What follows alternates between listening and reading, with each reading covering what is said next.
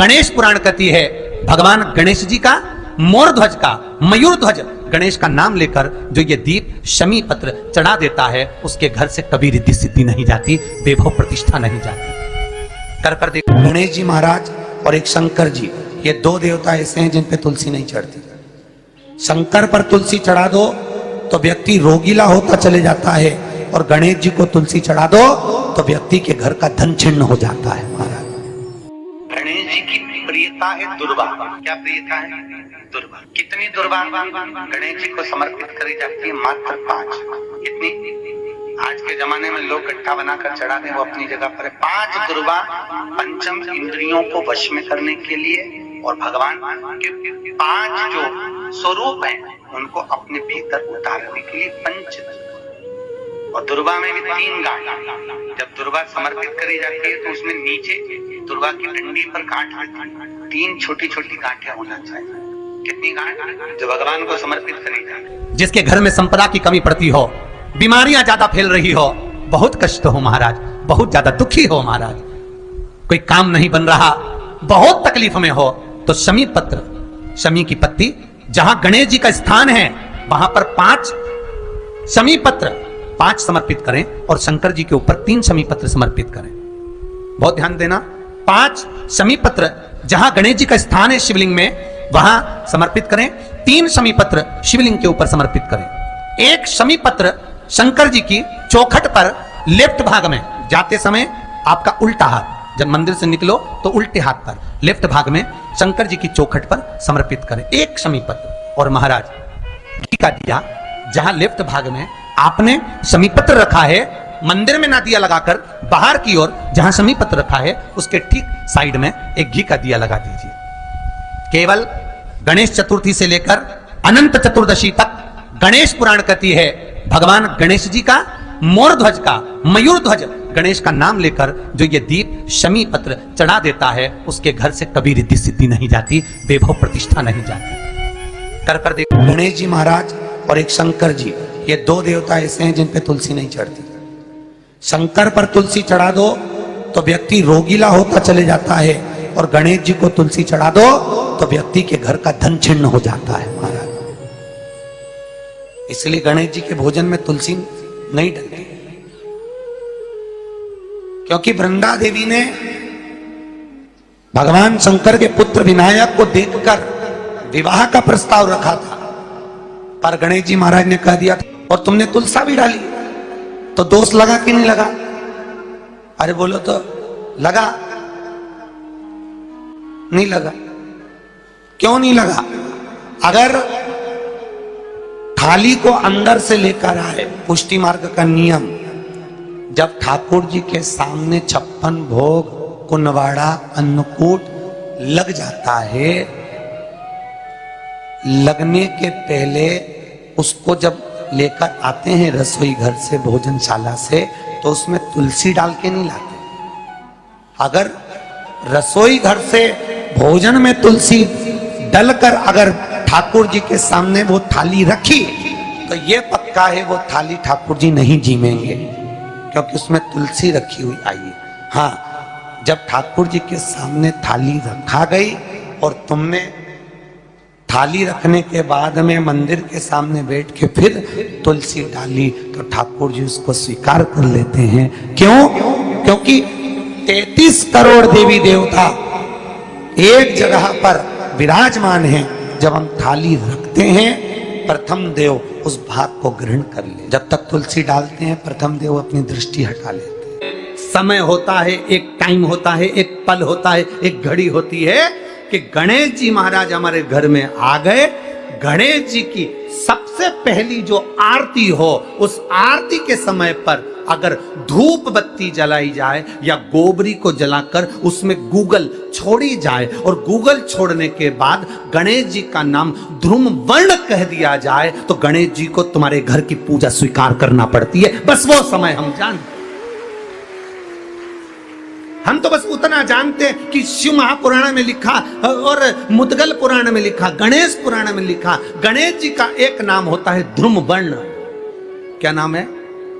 ध्रुम वर्ण गणेश जी का एक नाम होता है। जब हम धूप जलाकर और धूप लगाने के बाद में गणेश जी की सबसे पहली आरती करने के पहले अगर हम सबसे पहली आरती गणेश जी की कर रहे हो, अपने घर में स्थापना कर रहे हो, बिठा रहे हो, और तुम चाहते हो कि गणेश जी मेरे घर में आके मेरी पूजा को स्वीकार करें और जो मांगू मेरा गणेश मुझे दे 10 दिन के अंदर, तो पहला नाम लेकर पुकार लेना ध्रुम वर्ण विनायक, बैठो, बस काम हो गया। वो फिर ही होकर आता। सुंदर जोड़ी थी शंकर और पार्वती की, सही है कि गलत है? कभी नहीं झगड़ते थे।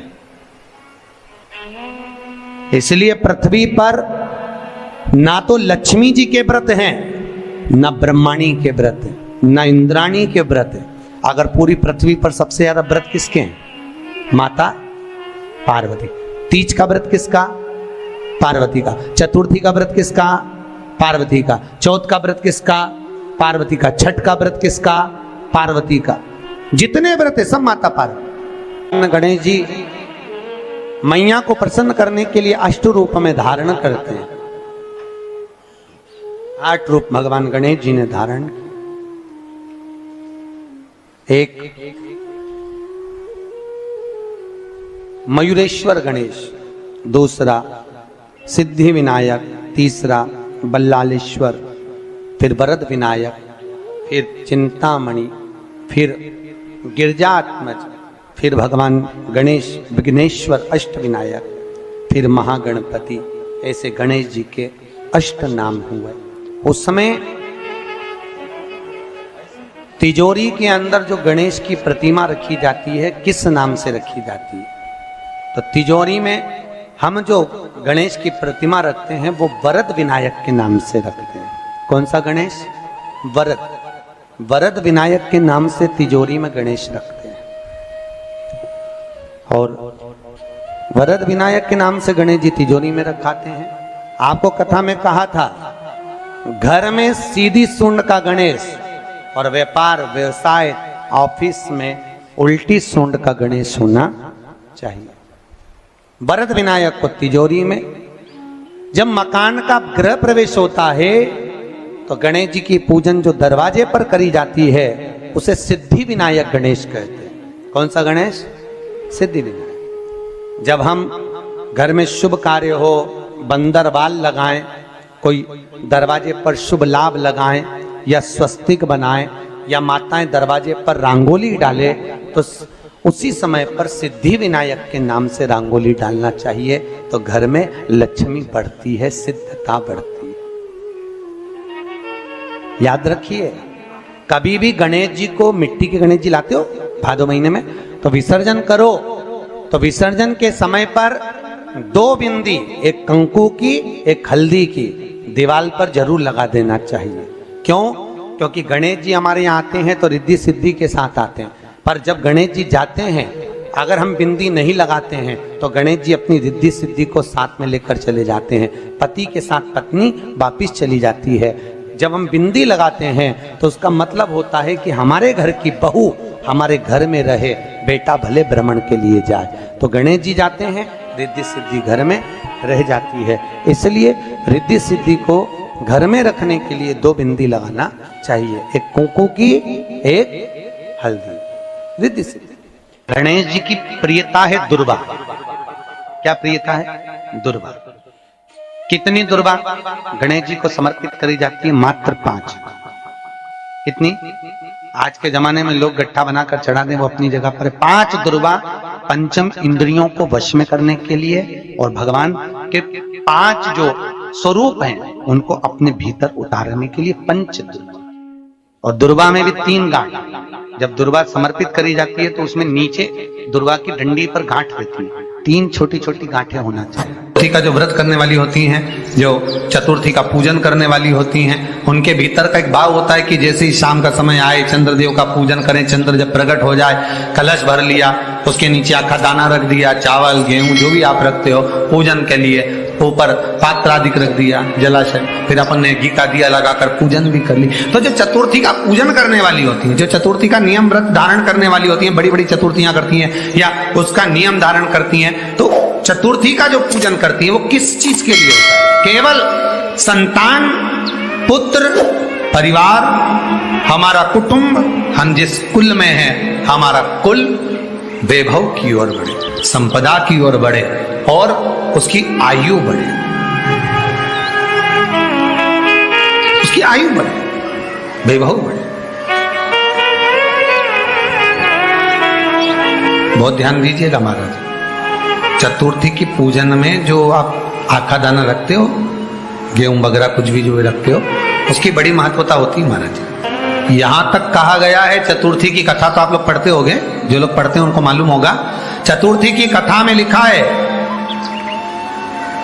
चौथ माता के व्रत में वर्णन किया गया है कि वो आखा दाना जो रखा जाता है, मान लो कोई जरूरी काम होता है तभी आखा दाना को रखा जाता है, संभाल के रखते हैं कि हम इस काम के लिए जा रहे हैं और हमारा ये कार्य सफल होना चाहिए। तो जिसने चतुर्थी का व्रत करा है, जिसने चंद्रदेव का पूजन करा, चतुर्थी का व्रत करा, वो गणेश जी से विनती करके वहां से 2-4 आखा दाना उठा ले, और जो व्यक्ति का काम अटक रहा है अपने ही घर का, पर दूसरे कुल को नहीं देना, अपने ही कुल के अंतर्गत जो काम अटक रहा है उसकी जेब में, उसके में उस चीज को रख दिया जाए। तो चतुर्थी जो अगली आती है, जैसे आप महीने की करते हो तो महीने की, और आप जैसे करते हो कि 4 अलग बड़ी बड़ी चतुर्थी करते हो तो उसके अनुसार आपका कार्य सिद्ध होता ही है। उस आखे दाने का इतना महत्व होता है क्योंकि चतुर्थी का व्रत करने वाली माता जब व्रत करती है तो स्वयं चतुर्थी की कथा में लिखा हुआ है कि पार्वती जी गणेश जी से चतुर्थी की कथा बचवाती। चतुर्थी की कथा बाची किसने थी? स्वयं गणेश जी महाराज ने। और सुनी किसने थी? माता पार्वती। बाचने वाले गणेश जी थे, सुनने वाली माता पार्वती थी। तो चतुर्थी की कथा जब होती है तो उसको स्वयं गणेश जी बाच रहे, तो व्रत कौन सुन रही है? माता पार्वती। और आपने जो आखा दाना लिया वो गणेश जी के भाव से लिया, गणेश जी से निवेदन करके, विनय करके, प्रार्थना कर उसको प्राप्त किया। जितने आस्था चैनल पर कथा सुन रहे हो, जितने फेसबुक और यूट्यूब पर सुन रहे हो, और जितने इस छत्तीसगढ़ की पावन धरा पर बैठकर सुन रहे हो, बहुत सावधानी से सुनना। एक छोटा सा कपूर का टुकड़ा जब आरती में जलाया जाता है तो ये कपूर क्यों जलाते हैं? इस कपूर का महत्व क्या है? इस कपूर का कारण क्या है? ये कपूर है कौन जिसको हम आरती में जलाते हैं? क्या जरूरत इस कपूर को आरती में जलाने की? क्या जरूरत इसको यज्ञशाला में जलाने की? क्या जरूरत है इस कपूर को पूजन में जलाने की? स्वयं गुरु बाबा कहते हैं, यदि कोई आरती में, पूजन में, घर में एक कपूर का टुकड़ा आरती के बाद में जब समर्पित करेगा तो उसको अश्वमेध यज्ञ का पुण्य प्राप्त हो जाएगा। अश्वमेध यज्ञ के पुण्य को पाने के लिए कपूर का टुकड़ा आज भी आरती में जलाया जाएगा। एक कपूर का टुकड़ा सुख का, इसीलिए हमारे यहाँ शास्त्र कहता है महाराज, जब आपको घर में अगर ऐसा लगने लगे कि 15 दिन से बहुत बेचैनी है, बहुत दुख तकलीफ लग रही है, कोई ना कोई बीमार पड़ रहा है, कुछ ना कुछ तकलीफें लग रही है, तो एक पीपल का पत्ता ले लो, उसके ऊपर एक कपूर का टुकड़ा ले लो, सारे घर में घुमाकर उसको दरवाजे के बीच मध्य में जलाकर रख दीजिए। थोड़ी सी जल 20 से 25 मिनट के अंदर मकान में एनर्जी वापिस आ जाएगी, उस भवन में एनर्जी वापिस हो जाएगी। 20 से 25 मिनट के अंदर एनर्जी वापस। लग रहा है कि यहाँ नेगेटिव है तो उसको पॉजिटिव बनाया जा सकता है। रात को 12 बजे शंकर जी के मंदिर में शिवलिंग पर चढ़ी हुई बेलपत्री को उठाकर शंकर मंदिर का शिखर देखकर चबा चबा कर खा लीजिए। आपके पाँव के घुटने बदलने की जरूरत नहीं पड़ेगी, ऑपरेशन की जरूरत नहीं। पेट था, अलमस्तता। इस संवाद के अंतर्गत ये जो संवाद आया है, श्री गणेश जी महाराज ने श्री शैलम पर, कार्तिकेय महाराज की पावन धरा पर, मल्लिकार्जुन की पावन धरा पर, श्री शैलम में 3 प्रश्न श्री गणेश जी महाराज ने करे, और वो गणेश जी के 3 प्रश्न आपको भी ज्ञात होना चाहिए। पहला प्रश्न गणेश जी महाराज ने अपनी माता से कहा, माँ, मृत्यु लोक के अंतर्गत इस भूमि पर जन्म लेने के बाद में अगर व्यक्ति को वृद्ध अवस्था का सामना ना करना पड़े तो उसके लिए क्या करना चाहिए? सुन लेना जवान भाई, जितने भी बेटा बेटी बैठे हैं और जितने आस्था चैनल पर, फेसबुक, यूट्यूब पर सुन रहे हैं, बड़े ध्यान से सुन लेना कि मान लो कि हमें वृद्ध अवस्था देखना ही ना पड़े, उसके लिए क्या करना पड़े?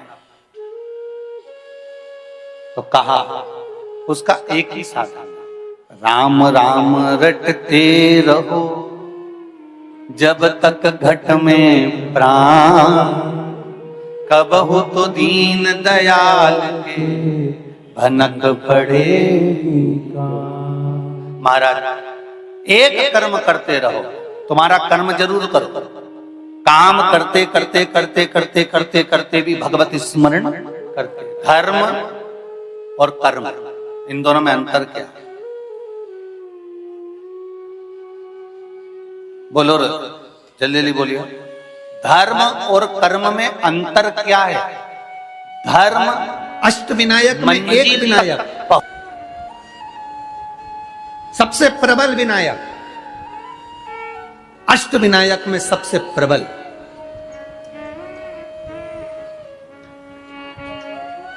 जहां के वृक्ष भी मोर का रूप लेकर आवाज लगाते हैं शिव जी को,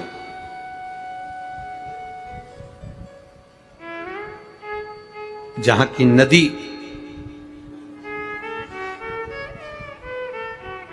सिंधुरासुर असुर के कारण करहा रही है,